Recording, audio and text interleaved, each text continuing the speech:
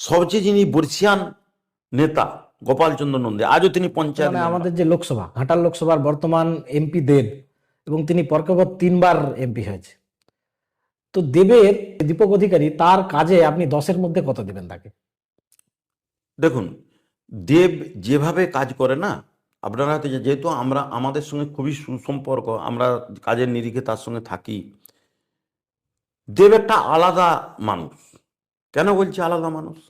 উনি নিঃশব্দে কাজ করতে ভালোবাসেন। আপনারা নিশ্চয়ই আপনাদের মিডিয়া দেখেছেন, মিডিয়াতে যে উনি কোনো কারো বিরুদ্ধে কখনো কোনো অভিযোগ করেননি। অনেকেই অনেক কথা মানে বলেছেন মানুষ হিসেবে ভালো। ওনার সম্পর্কে, অনেকেই বিষেধগার করেছেন, কিন্তু উনি কোনো মানুষকে ব্যক্তিগতভাবে আক্রমণ করেন। উনি কাজটা বোঝেন, এবং কাজ বুঝেন বলেই আজকে কিন্তু ঘাটাল মাস্টার প্ল্যান, সেই ঘাটাল মাস্টার প্ল্যান কিন্তু ওনার হাত ধরেই আজকে কাজ শুরু হয়েছে।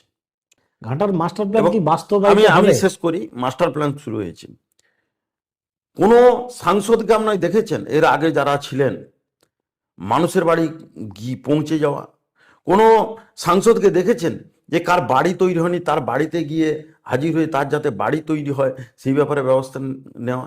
কোনো সাংসদকে আপনারা দেখেছেন যে কোন রাস্তায় লাইট নেই, আলো নেই, সেটাও কিন্তু তিনি খোঁজ খবর নিয়ে আলোর ব্যবস্থা করছেন, ত্রাণের ব্যবস্থা করছেন, কোথাও বিপর্যয় হলে সঙ্গে সঙ্গে ত্রাণের ব্যবস্থা করছেন?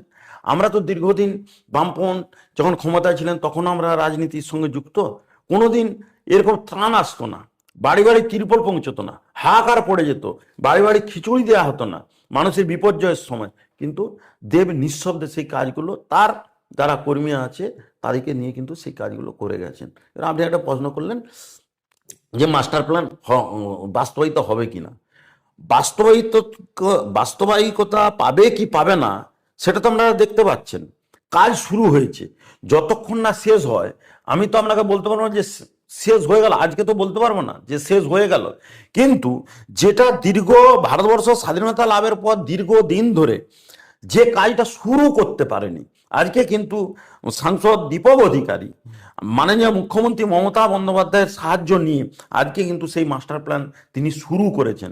যেটা করার কথা ছিল কেন্দ্রীয় সরকার, সেই কাজ কিন্তু তারা করেনি, করতে পারেনি, কিন্তু ইনি শুরু করেছেন। এবং শুরু করেছেন দেখছেন বিভিন্ন জায়গায় খাল খনন হচ্ছে, বিভিন্ন জায়গায় পাকার পুল তৈরি হচ্ছে। তার মানে সরকার কি এমনি এমনি টাকা দিচ্ছে, এমনি এমনি পাকার পুল তৈরি? তার মানে তাদের টার্গেট আছে এই ঘাটাল মাস্টার প্ল্যানটা শেষ করা। আমি বিশ্বাস করি যে মাননীয় মুখ্যমন্ত্রী মমতা বন্দ্যোপাধ্যায়ের সাহায্য নিয়ে আমাদের সাংসদ দীপক অধিকারী এই ঘাটাল মাস্টার প্ল্যান শেষ করতে পারবে। আচ্ছা,